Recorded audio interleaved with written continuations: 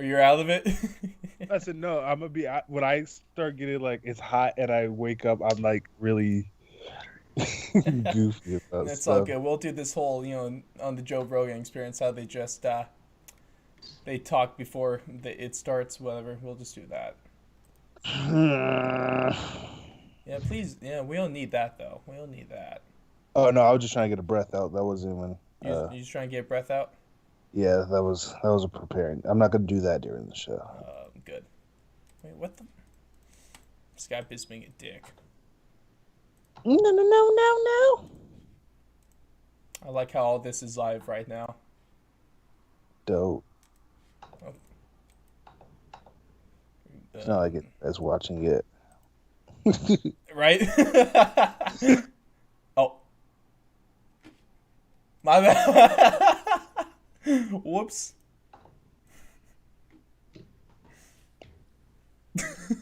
What happened? Did you kick me? On accident.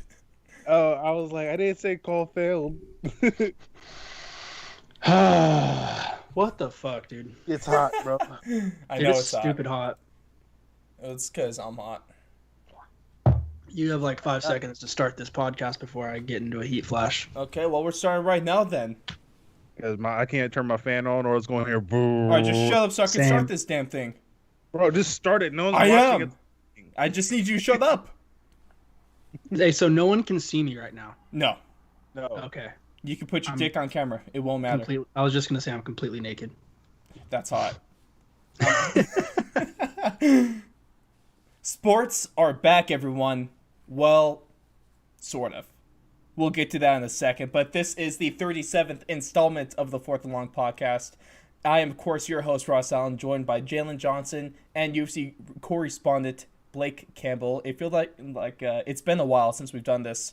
It's been a week. We've just been busy with interviews, which you guys should all go check out over on YouTube, Spotify, and most recently, Apple freaking Podcasts. We're everywhere now. You can't escape us. Well, it's not as recently. It's been a minute. Well, Ross just has advertising. Yep.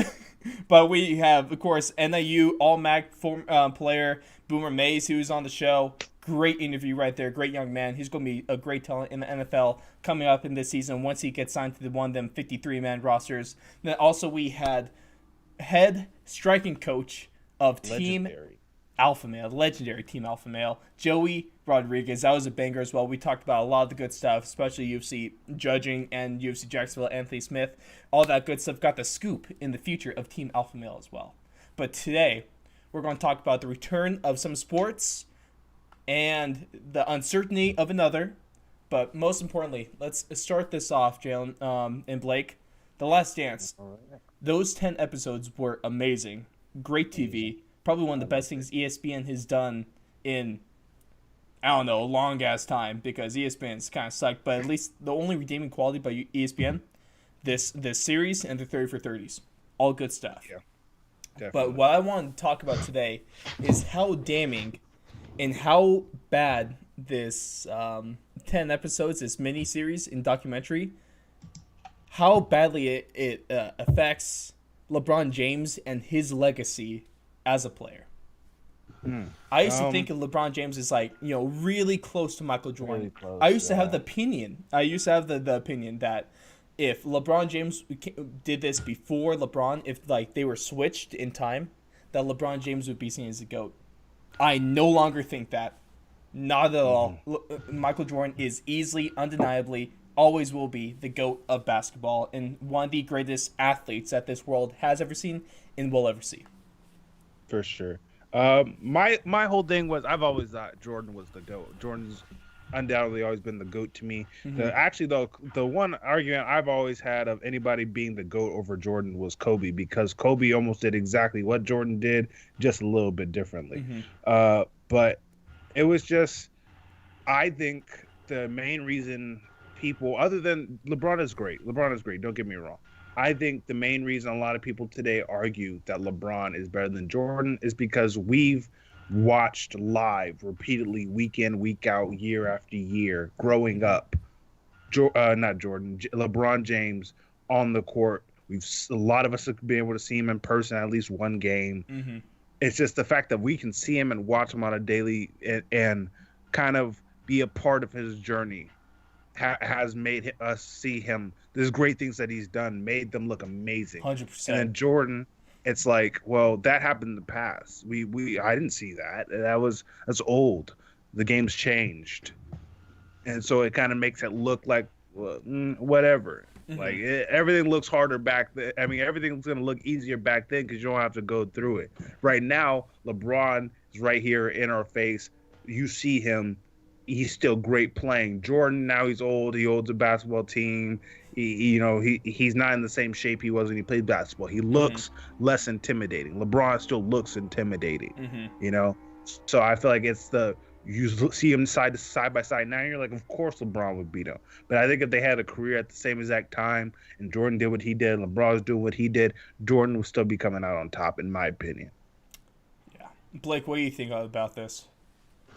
I think it's super tough to compare LeBron and Jordan, just because I don't know. I hate doing that. I hate when it's just the two alphas at the top and you got to put them against each other, and they didn't really play each other. No. Like they were in different eras. Yeah. For me, it's difficult. It's really difficult because coming up when I was growing up, I didn't really start, religiously watching basketball probably until like 02, 03 Kings days. Mm-hmm. So before they the got good old screwed in the days. conference finals, right? But Yes.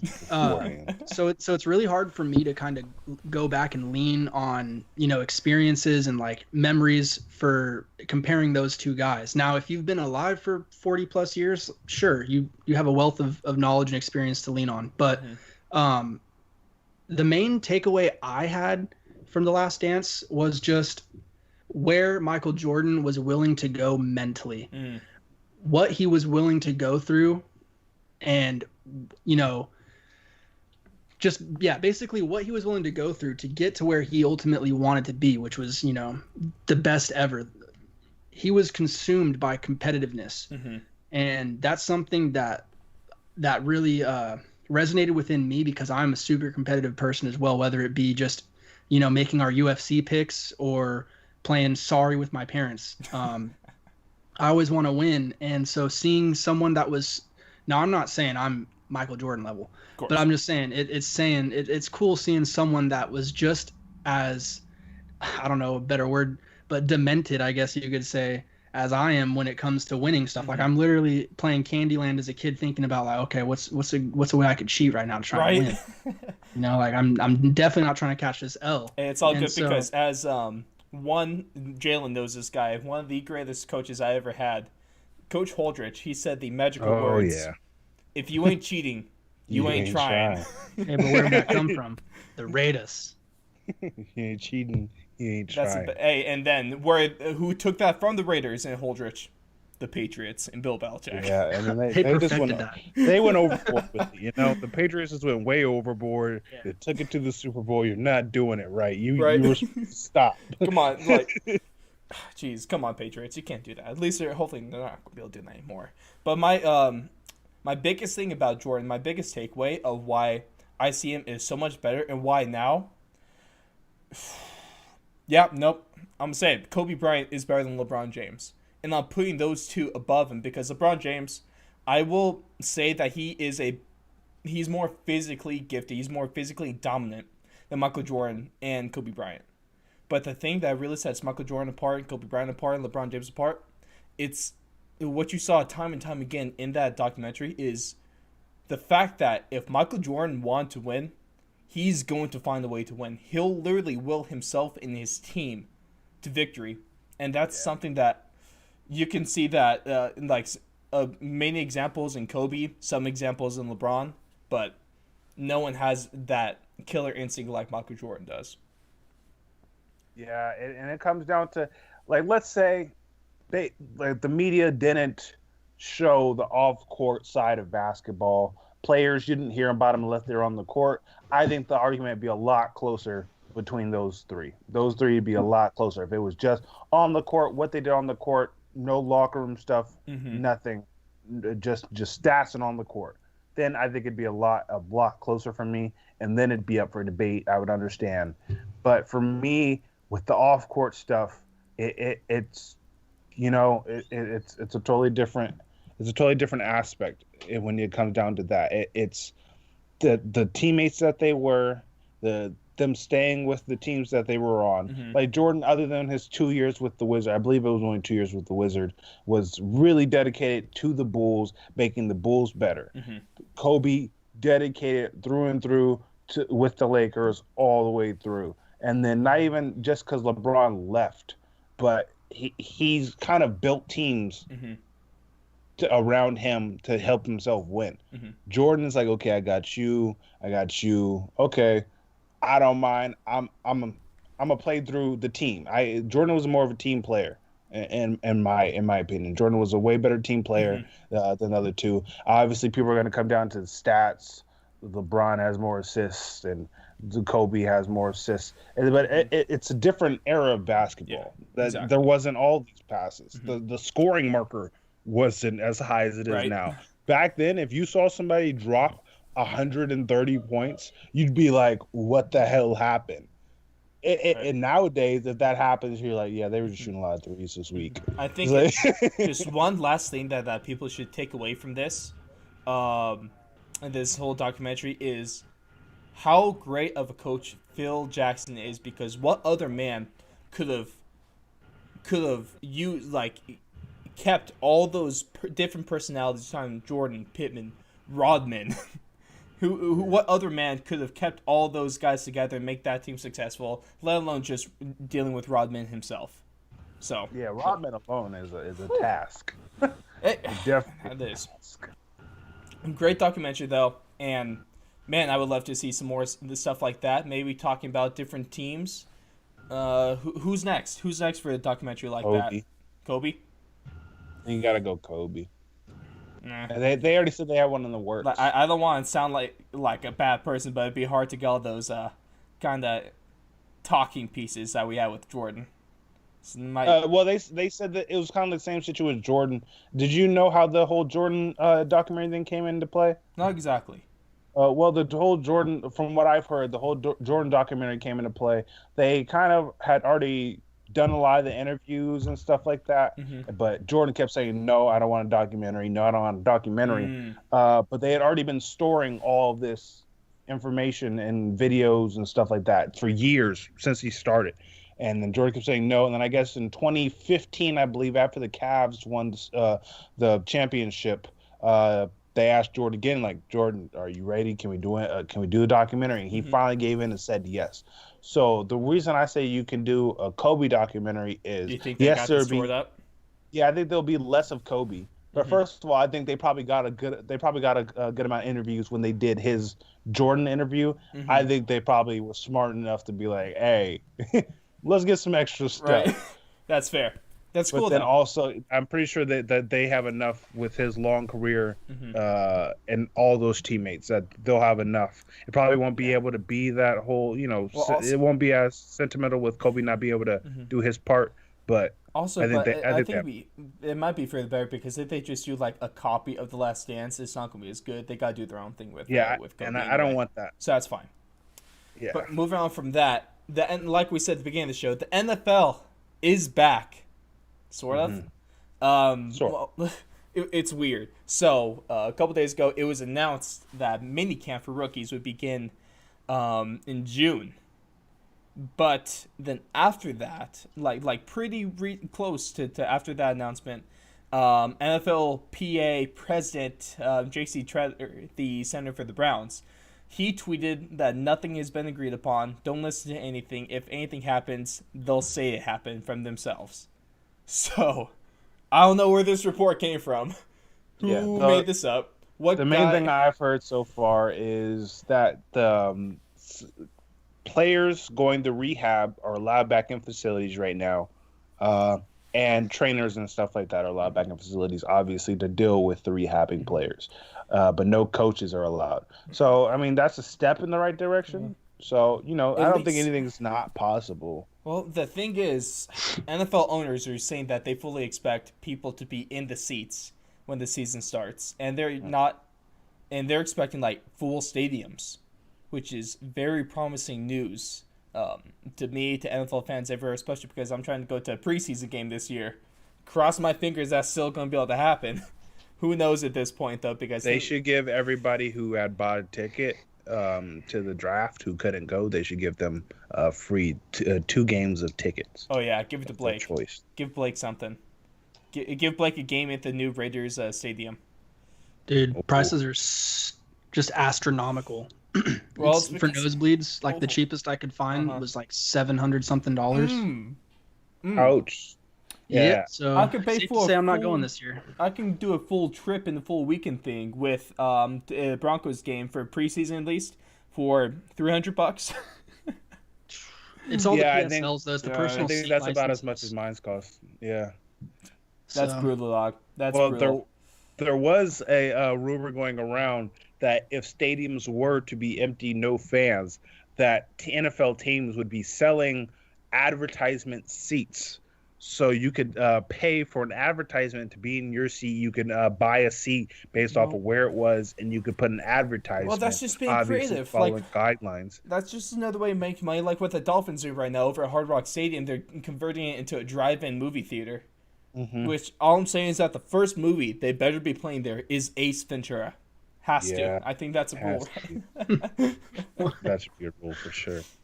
But I thought that was funny. Obviously, there'd be a guideline. It's creative, man. I respect it. Yeah, if there's no people in the stadiums this year, you guys might be seeing a fourth log advertisement up there in the front row or something. Hell no, we can't afford that. Hell no. Hell no. Man, if it's in the budget of $24, we got you guys. Hey, that's why you guys should go on over to our Anchor page, which is linked on the website, and get a little monthly donor going. We appreciate that. 99 cents. That's all we ask. That's Anchor is life. God bless Anchor. Like honestly, not even just trying to just say it as in a. We advertise in Mincho too. Yeah, we advertise at the beginning of the shows. Obviously, you guys hear it on some of our recordings, all of our recordings. But Anchor has honestly helped this. Like honestly, I don't think we would have quit doing the podcast, but Anchor has honestly made this a lot. Shojin, we're not getting paid to do this. We can't talk. We're going to need to pay us if we want to keep talking more. No, I'm just saying. I'm saying is that speaking of someone that wants to get paid way more than he deserves, let's talk about Dak Prescott and the reports from the weekend that he turned down a 5-year, $35 million a year contract. If they offered me that right now and said, "Hey, you got to have an all-star season," well, it's I like me right now, just how I am. I haven't played quarterback since I was like 6. If they came up to me and said, "Hey, we'll give you this contract, you have to have an all-star season," I'd be the best quarterback in the world. I'd be throwing I'd be going crazy. It's stupid. We have a quarterback that is maybe worth 21. If we're being really generous, we'll give Dak Prescott $25 million a year. We know Jared could afford that. But $35 million, turning that down, he wants upwards of $40 million a year. How the hell can he justify that to himself? By the way, for some context for some of you guys, if he would have accepted the contract that they offered to him, he would have been the highest paid quarterback of all time. He turned down the payment of a highest paid quarterback of all time because he wants more money. Dak. I don't even know necessarily if it's about more money. I think it might be in terms of how long the contract is too, because I did hear that Prescott wants shorter term, while obviously the Cowboys want to lock him up for as long as possible. Yeah, we got that. So I think that's another thing that they're.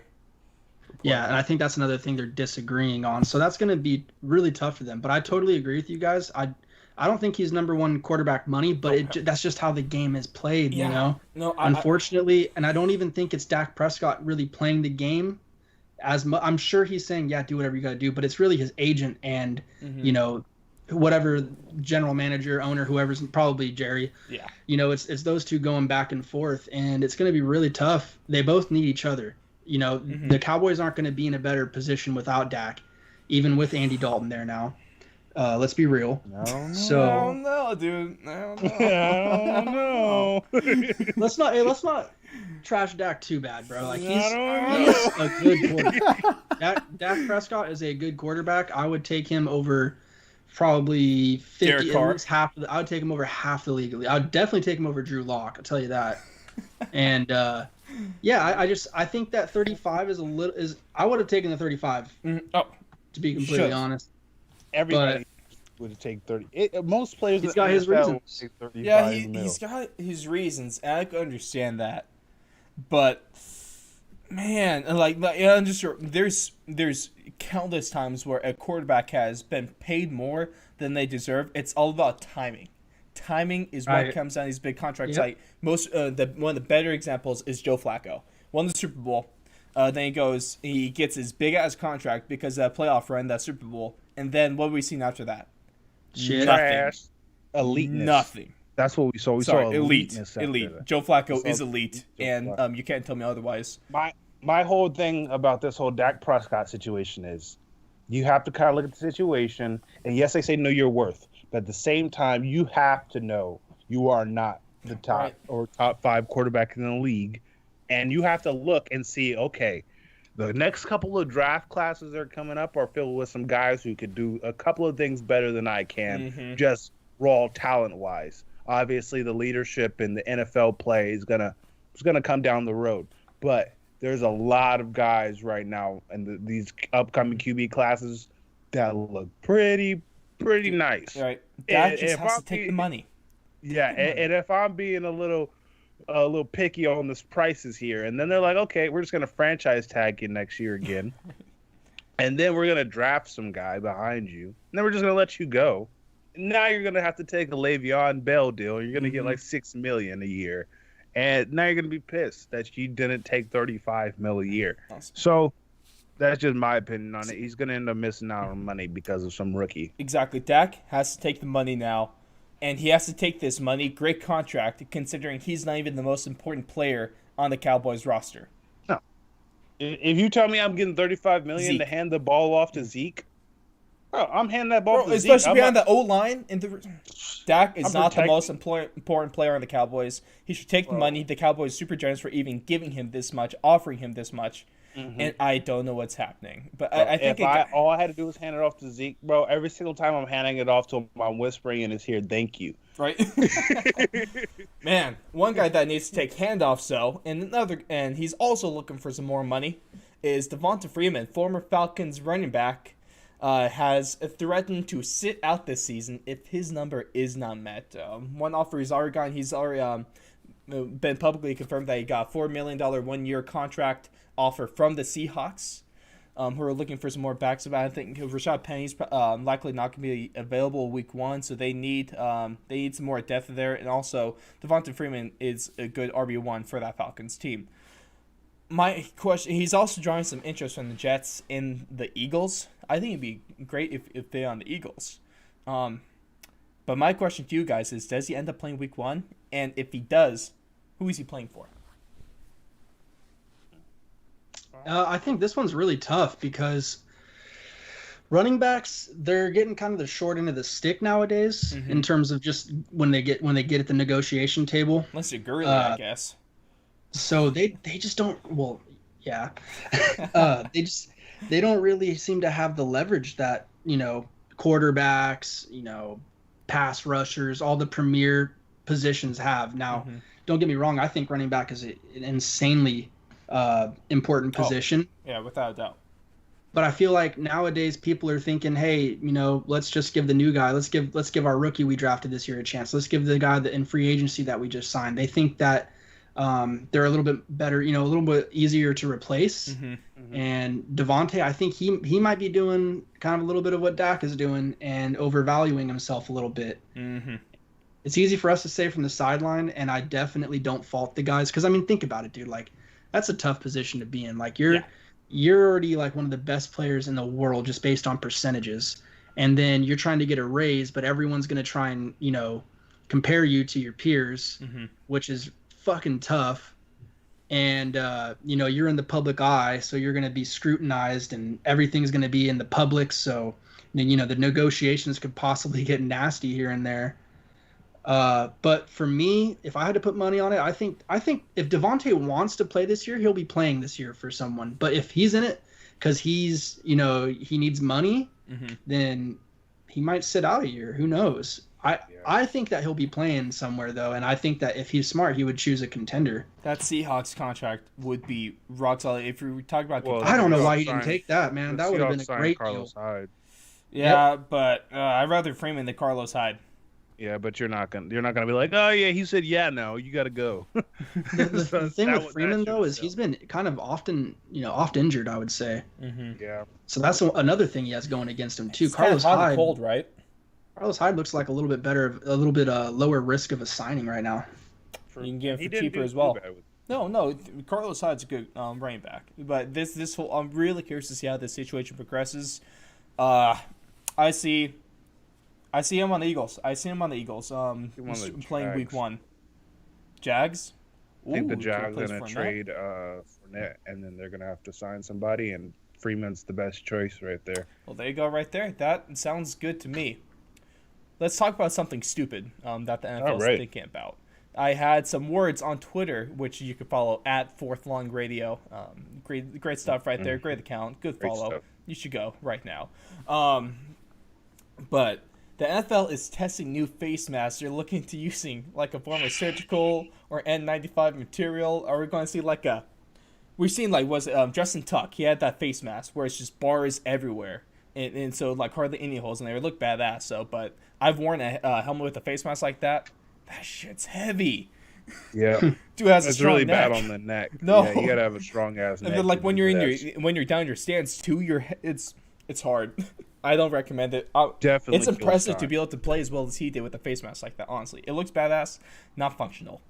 But now they're looking to probably like putting a webbing in the holes of the face mask, like just a big ass surgical mask over your face. That's stupid. Why are they even looking to this? Imagine it's already like my example was let's go into Denver, where a mile above sea level, people visiting teams and even some Broncos players almost always have trouble breathing in there. You always see guys on the sideline breathing in the oxygen tanks, and so now we want to cover up the face mask even more and restrict even more airflow. Yeah, that's how you get people to pass out on the gridiron in the middle of a damn game. That's what you get from that. At that point, they're gonna be like, okay, we're allowing 73-man rosters, so if somebody passes out, you can replace them. Like this, you're talking about like Soviet army tactics where one man dies, just pop up another one will be all good. Hey, what did we learn from years of football? Next man up, okay? You pass out because you're too weak. Next man I up. know. Shout out to Coach Laster. Shout out Coach Lassie. Next man up. This is stupid, but like, what's a mask going to do? What's covering the face mask going to do? Because it's not like if we're talking online or just even getting tackled, it's not like we're already having a bunch of sweaty dudes breathing and sweating on each other anyway, sometimes bleeding. It's a face mask is going to stop anything, not even worth the time. And then what are you gonna say? Guys can't take their helmet off on the sidelines. It's not like you can't. No, spread it to your immediately own put a team. mask off. Or immediately have to put a mask on wearing on the sideline. You're You gonna- have to try you're to gonna breathe piss through a off. mask and you're going to die. Honestly, if they start doing stuff like this, I know it's kind of a long shot, but in my opinion, a lot of guys are gonna start retiring early because they don't feel like putting up with this dumb shit anymore. At least if the NFL does this, they will stop people dying from COVID. Because instead they'll be dying from lack of oxygen.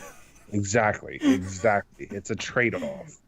Then they're gonna It's be a like, yeah, no trade-off. one's dying from COVID anymore, and it's like, yeah, because you're killing everybody. That doesn't count. They'll die from COVID. It's stupid, man. And then one last stupid thing for the NFL. We're on a run of stupidity right now. Because we're talking about just recent statements from NFL assistant president VP Troy Vincent says that the PI replay rule, which they did finally take away from the rule book, failed miserably. He says that the league, quote, didn't do their due diligence, end quote, before the implementation. And I just want to say, no shit. We all knew this rule was awful. We all knew. Like, I've been saying this. If you've been listening to the show, you hear me time and time again say this. This rule was such a knee-jerk reaction. It was stupid, unnecessary, pointless, and it backfired. But it failed so badly because guys like Al Riveron, screw you, Al Riveron, guys like him and the other officials around the league, they don't have the balls, for lack of a better word, to admit that they were wrong and change the call on the field after replay. That's why I failed Yeah. so badly. Yeah, that's it. It was a kind of in my opinion, obviously some people didn't like it at first, but in my opinion, when they first announced the rule, I was like, oh, that sounds like a great idea. Yeah, being In able theory. to review a pass interference. In theory, that sounds like amazing. Like you should be able to review everything in the game just in case. But You know, how there's some about stuff how they that- end up in practice? Yeah, and then in practice, it was just terrible. It was like you really didn't think this through, did you? Because then even sometimes it's like you reviewed it and it's like, oh, dang, yeah, pass interference. And they're like, no. And it's like, what do you mean? Call on no? the field stands. Yeah, and so then it just came down to you already have a guy who he trusts his guys. He helps train some of those guys. He's not gonna say my guy was wrong. No.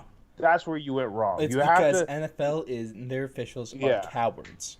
and like I know it's kind of difficult, but in that situation, you almost have to have like a third party doing the review at that point, Right. Because you can't have somebody involved with the guys on the field because then he's just gonna be like, well, they said this, it's a close call. No. You have to kind of have someone who's not emotionally invested in those guys down on the field, meaning the refs, not the players, obviously. Yeah. But it just wasn't smart to leave it up to somebody who's been out there already and has a bias. Yep. Quotation marks bias, you know. But yeah, that's my thoughts on that. Anything from you, Blake, about this? Yeah, I mean, I pretty much just echo all your guys' sentiments. I thought it was a little hasty putting that rule into play, especially if they weren't ready to, like you guys said, just separate ego and pride from the decision making process. We've had this conversation multiple times. It never should have been about did I make the right or the wrong call. That's all it should be about. It never should be about like was I right or was I wrong. It should be did I make the right or did I make the wrong call. And I think a lot of guys, well, I mean, I can't speak specifically obviously without them saying it themselves, but from what it seemed like is just a lot of guys didn't want to overturn what they had thought was maybe the correct call in their mind. That's all purely speculation, so Course, but take it with also a grain of it's salt. pretty likely though. That's right. Yeah, it's pretty likely Knowing the that's track exactly record. what it was. It's just a tough freaking rule if you're not going to really be completely unbiased and 100%, forthcoming like how we had the XFL, when they would go into the booth with the refs while they're making the decisions. They're all mic'd up. You can hear their decision-making process going down. I love that. the difference between the XFL and the NFL. Transparency. Is transparency. I got another word for you guys. Accountability. That's the difference. But with that, I think it would have been really, really funny. In the XFL, they went up to the booth and like, wait, who's reffing down there? Like, oh, it's Phil. And it's like, man, fuck Phil, overturn that. That's what we probably would have seen in the original XFL. But Yeah. if we're on the topic of the XFL is back. It's coming back 2021. Sort of. Okay. Maybe. Maybe you guys are catching the theme with this episode so far. But after filing for bankruptcy, the league and its assets have been put for auction. Originally, last week we had reports that Vince McMahon was going to pull some weird backdoor loophole trick and buy the XFL back. But now that's not going to be the case. He has ruled himself out, but there are about 12 people, individuals, companies that are potentially going to be purchasing the XFL. And as of right now, confidence is high that the XFL is returning in 2021. And as a Houston Roughnecks fan, which are the uncrowned inaugural XFL champions, we have a LA Wildcats fan, and then we got the very respectable St. Louis Battlehawks fan over there in Blake. I know we're all really crossing our fingers that this league comes back because we had a lot of fun talking about it, a lot of fun watching it, and it was a great league. Yeah, definitely. And with no football going on, that was kind of really fun to have to watch. It kind of kept my football habit in check. Right. I didn't have anything else. I'm so getting I so had itchy football. right now. Yeah. I'm like Dave Chappelle, you got any more of that football? Any more football? Let's hope that happens because we all know that we need the XFL back in our lives. It's amazing. Well, we might be getting something else back in our lives really soon. So what is that, Ross? The I'm excited. NHL is back. Yes, Sort of. kind of, sort of. Again, I know. they have released plans of how to continue the season once they return to play. This is going to be the regular season is canned. It's over. It's done. But now we're going to have, instead of a 16-team playoff, we're going to have a 24-team playoff format. And I'm pretty excited for this, but this is plans of when to go ahead. They are not back yet. They are aiming for June. They're aiming for June. It's a plan of when they are told they can come back. Yeah, This is their plan. We don't know when they're coming back, but we know what they're going to do when they do come back eventually. But this is going to go into this is what commissioner of the league announced a couple days ago now, which was I was expecting this news because it was kind of speculated, and I was expecting news that the Sharks were unfortunately not going to be in the playoffs because they sucked this year, and so I wasn't really disappointed when I got the news of that. But the way that this playoff format is going to work, quit your smiling, Jalen, is that over the top 4 seeds are going to be determined by points percentage because not all of them had the same amount of games. So we can't determine it by points, but more points percentage. So in the East right now, the top 4 is the Bruins, the Lightning, the Capitals, and the Flyers. In the West, we have the Blues, Avalanche, Golden Knights, and the Stars. Those 8 teams will face off in a round robin in order to determine seeding for their first round. So that's going to be a little exciting. See some heavyweight battles for the top seeds. Then besides that, then we're going to have play-in rounds in each of the conferences. So right now, the matchups in the East, we got the Penguins and the Canadiens, Hurricanes and Rangers, Islanders, Panthers, Maple Leafs, and Blue Jackets. And over there in the West, we got the Oilers, Blackhawks, Predators, Coyotes, the Canucks, and the Wild, and the Flames and the Jets. We have not. The league has not decided yet. There's going to be a bracket format to determine seeding or what have you. We know that the first round will be a best of 5, where it's typically a best of 7. In the second round, it will be the best of 7 format like we typically get. And the conference finals and the Stanley Cup finals will also be traditional best of 7. Or as NHL players are now deeming it, is the COVID Cup, which I think is pretty catchy. What do you guys think about this? It's probably the right way to go, right? Yeah. It is.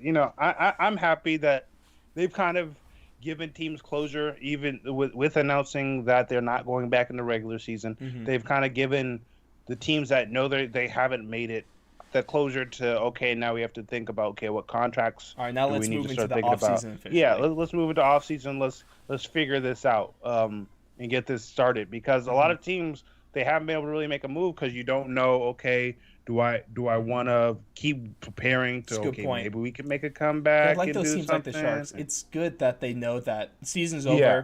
Let's move on and start prepping now and get a head start on next season.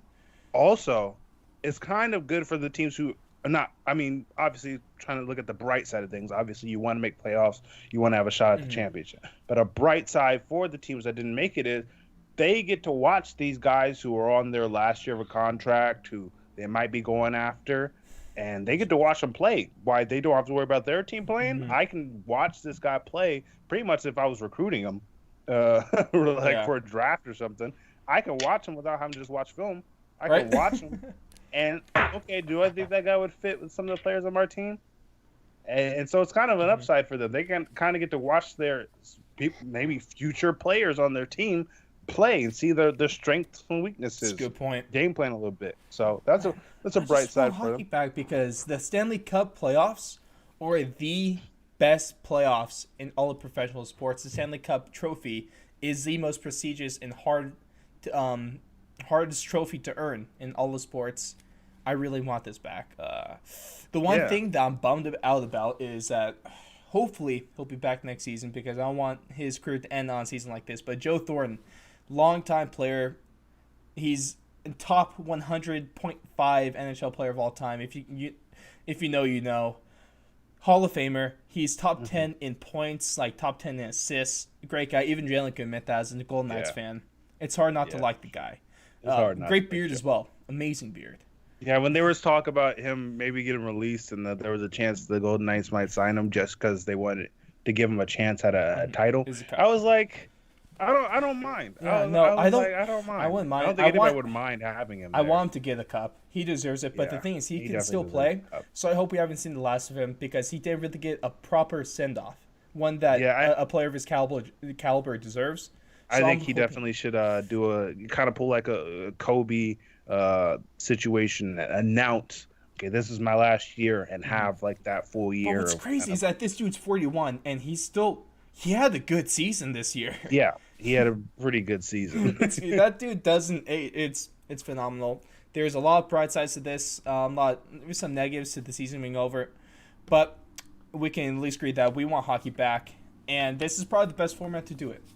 If we can't finish up the regular season, you're giving 8 extra teams, 4 teams in each conference, those fringe playoff teams a chance to earn their way into the playoffs, and so that's fair. That's pretty fair, and it's a good plan. And whoever wins this one is really gonna be like, this is tough. This is gonna be a lot tougher than the normal playoff format. Usually it's a couple of teams you have to go through, a couple of rounds. Now that there's a whole Well, extra see, the crazy round. thing about this is it could also be tainted because, especially in the best of 5, if you get a hot goalie, that 12th seed could Yeah. really pull some upsets. So you'll know. That's all I know is true. that these are going to be the most unique Stanley Cup playoffs ever, and I can't wait. Hopefully June.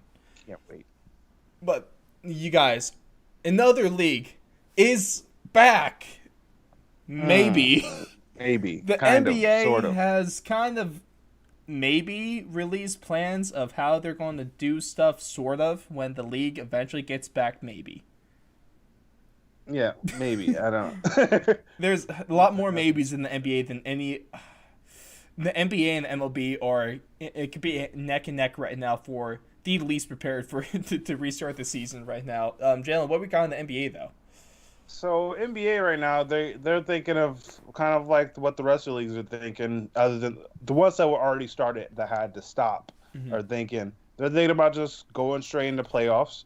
But they have a slightly bigger problem than the other leagues. Obviously, basketball is kind of a more, you don't really have much equipment. You're kind of more exposed to COVID. And then also, in the West side at least, the East side was kind of a little bit more for sure of who was going to make playoffs. But in the West side, you had the 8th seed. Side? But the 8th I'm seed sorry. was kind of. I was just going to keep going. I wasn't going to address what you said. But the 8th seed is really close to 4 other teams. You have the Trailblazers, who aren't that far back, the Spurs, who aren't that far back, the Pelicans, who aren't that far back, and the Kings, who are all, well, other than the Spurs, I believe are 4 games back, but those other 3 teams I mentioned are all 3.5 games back, and we had about 16 games left in the season. So you can't really count any of those teams out. So they can't really just start playoffs normally and say, well, you guys weren't 8th, because they could have been if you let the season finish. So what's going on right now is they're thinking about doing a kind of play-in concept. Obviously, that concept hasn't been for sure filled out of how they would play for that and how that would work with there still being the Grizzlies in the 8th seed. So obviously, they're still trying to get that figured out. But just a little hope for, those borderline teams who still thought they could have made the league. And I heard a rumor that it kind of came down to Zion. I guess. I don't know if that was just a rumor or not. I wouldn't Zion, be surprised. You can't not have them in the playoffs if Yeah, they're close because that's money. a big draw. That's a money big right draw. there for the NBA. But it was a rumor. Don't quote me on it. But it was a rumor that Zion Williamson and the Pelicans being 3.5 games out with that many games left in the season. We touched on at the beginning of the show about the rigging in that Western Conference Finals with the Kings and Lakers. Oh yeah, The NBA is trying to do it again. Definitely rigged some things before. And Yeah. it's time for these 4 teams. They're going to rig it for the Pelicans to make it into the 8th seed. I feel bad for Memphis. I feel bad for the Trailblazers, Spurs, and Kings because there's no way that the NBA doesn't let Zion into the playoffs. Yeah, It's but the purely main for thing, money. yeah, the main thing was that, well, allegedly that Zion and Pelicans being so close to playoff, they didn't want to just say, well, we have our 8-8, let's go into Yeah. playoffs. They didn't want to leave that big money chance of Zion playing in the playoffs Wouldn't be and surprised. making a run at the championship go to waste. So they had to give all 4 teams a chance. So obviously, you're not just going to pick one of the teams and be like, you, right? See, random selection. pick a name from the hat. Blake, what do you think about this? With the Kings having a chance in making the playoffs for the first time in what feels like forever. 2006. I mean, I think I'd love it. I'd love to see them. I was seeing a couple of rumors floating online of 20-team playoff bracket. And that wouldn't be too bad. But yeah, I'd love to see the Kings in there. Of course. It's too bad that we didn't get to finish off the season because they were coming on strong right at the freaking best point. Well, at the worst point now. And right, but that's when teams that get hot when the Kings got hot always make the playoffs. Right? Dude. Always. Every single time. And so that's why I was just disgusted this year because one, I really wanted to see how big Harrison Barnes' beard was going to get before he shaved it. And then two, I just thought that this was the year, man. I thought like we finally had the pieces coming back. Marvin was still resting. I mean, we just had everything kind of going in our favor. Like we were hitting our groove. So I know any of those teams that we'd potentially be, if it's like a play to get in type scenario, or even if we do just get in and have a really low rank, really low seed, I don't think any team's gonna want to play us. No, it's like if you get hot, you don't want to play that hot hand. And also the game it ended on was we were supposed to play the Pelicans, which if we would have won that game would have put us in for sure the 9th seed to be right behind Grizzlies. That was kind of hurtful. we were right there at a chance to just take it. They should do that same playoffs, and they should do something similar to the NHL, how they have that play-in, so they're including the fringe teams. The NHL actually has a really good format for that. I think that and the NBA, it wouldn't be a bad thing for them to copy it. At least make it similar. I feel bad for Kings fans. I feel bad for fans of Spurs, Blazers, and Memphis because, like I said, the 8th seed is going to be the Pelicans in the West, guaranteeing that right now, no matter what happens. Yeah. Then to finish this thing up, guys, the MLB Trash. is not even close to being back. In fact, the season is in jeopardy, according to Mets right-handed pitcher Marcus Stroman, after he tweeted out that the season is, quote, not looking promising. Oh boy. Most of this comes from a lot of disputes between the players' union and the league. This is causing most of the disruption, and this is causing most of the setbacks because they can't agree on it. One biggest thing that they can't agree on is pay. The most likely thing is that lower percentage like salary guys are going to be making the same amount of money, but if they return to play, the guys that are making way more money, like your Bryce Harpers, your Manny Machado's, players like that, your Christian Yelich's, and Mike Trout's, they're going to be making significantly less money this year due to the lack of a full season, and obviously they're not happy with that. Yeah, So it's concerning. It's concerning. Yeah, I understand. Like, obviously, you don't want to give this guy $30 million to play without fans and not a full season, and can't even afford that. Like the A's, you can't afford it. aren't even paying their $1.2 million of rent, and the A's aren't even going to be paying their minor leaguers after this month their $400 a week stipend. Of course, we know that the A's are a poverty franchise and that their owners are very well known cheap ass, and I say that as an A's fan as well. I have no problem meaning that. That's what they are. It's just a fact. Cheap asses. Pretty much, man. They live in a trash stadium. At least the Raiders are getting out of there.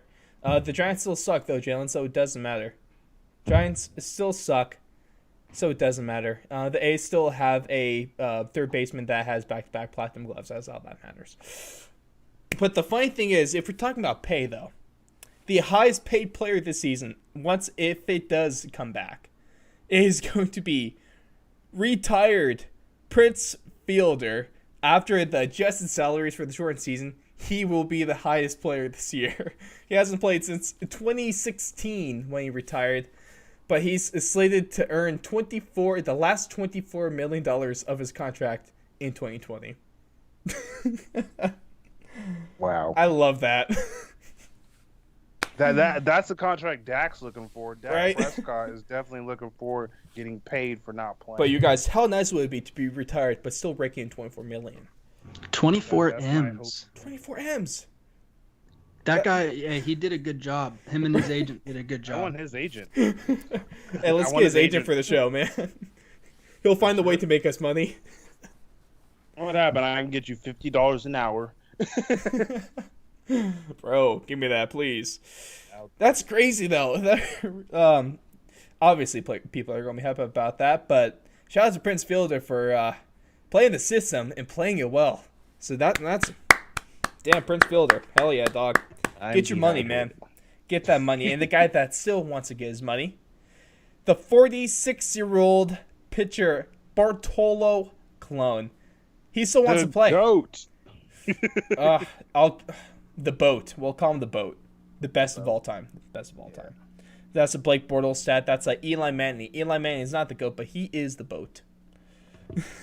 He is the GOAT to beating. So this Bartolo, he still prefers the Mets, but he's willing to play anywhere. We've seen recently on Twitter, like a number of weeks ago, with him throwing some heat down in his home. I forget if it's in Dominican Republic or Cuba, but somewhere in the Latin America. He's throwing some heat. I should have just not said anything. Whatever. I'll just say Latin America. Who cares? Are we going to see him in the league this year? If baseball is going to happen this year, are we going to see Bartolo Colon pitching for a major league team? Yes. I feel Who? like, especially with this, I can't say exactly who, but I think with this The pandemic Giants. and He's the the way one to that- replace Mad Bum. going, no, not with the Giants. But I think just with how this is going, and a lot of players not going to be prepared for season, you're going to need pitching depth, and so I think someone's just going to sign him as a just in case. So I think he's going to get a contract. That's fair. Blake, are we going to see Bartolo Colon on an MLB roster this season? Why not? That's what I like. I don't see why not. Someone could get him for cheap. He still might be able to, obviously. Yeah, he's he's still not- got some oomph. He has some oomph. You get a little relief pitcher. Get 2 innings, 3 innings maybe out of him. Yeah. Have a good time. Have a nice team mascot, Maybe a guy that can rip a dinger once every 20 years. I mean, and then if he shows that he can actually still play, maybe he gets to be a closer. He could be a 1-inning closer or something like that. I don't. If you're a bad team, you can still use him. Yeah. I really believe so. Well, let's say he's going to be on the Mets again this year, just for his last, Oh. like little coup de grace with the Mets. They're going to do something like that just to see something nice. Yeah. Most likely. What else do the Mets have going for him anyway? So Good question. I don't think anything. So they're like, that's probably going to be. They have one major thing going for them, and that is minor leaguer Tim Tebow. Tim Tebow is going to be playing in the MLB this season, guaranteed, yeah, probably. by the 'Cause power he of prays. God. I mean, Syndergaard. I think I'm saying that name right. Noah Syndergaard's not Syndergaard. that Yeah, bad. yeah, you're correct. Yeah, Noah Thor. Syndergaard. He's not too bad. No, he's not that bad, but I think Bartolo Colon's better. Oh yeah, for sure. And on that crazy take, we're going to wrap this thing up. Thank you everyone for joining us this week. Once again, make sure I got my weekly got your quote. It's been a while, sorry. Yeah. It's not a it's a motivational quote, but it's a little different. This Okay. this was from Okay. the J Man himself. This is my quote. Okay. Drink water, stay hydrated, and stay the fuck inside. Keep your mask on. If you cough in my direction, I'm messing you up, son. Like, that's it. I'm tired of this corona stuff. I'm tired of it. And if y'all keep this stuff going, I'm going to smack your mother. That's just straight, Wow. like, straight from the heart. you know? Well, Jalen's comments do not condone the Yes, we do. beliefs of Fourth and Long and the Fourth and I Long am brand. Fourth and Long. No, And don't we listen doing to all him. this I am Fourth and Long. What I say goes because I own the website, and the website is what makes everything official. Everyone knows that. But also, speaking of website, go check out www.thefourthandlong.com. Has everything you need there. Check out Twitter, Instagram, all that fun stuff is linked. Spotify, Apple Podcasts, anywhere you can find the podcast. We're there.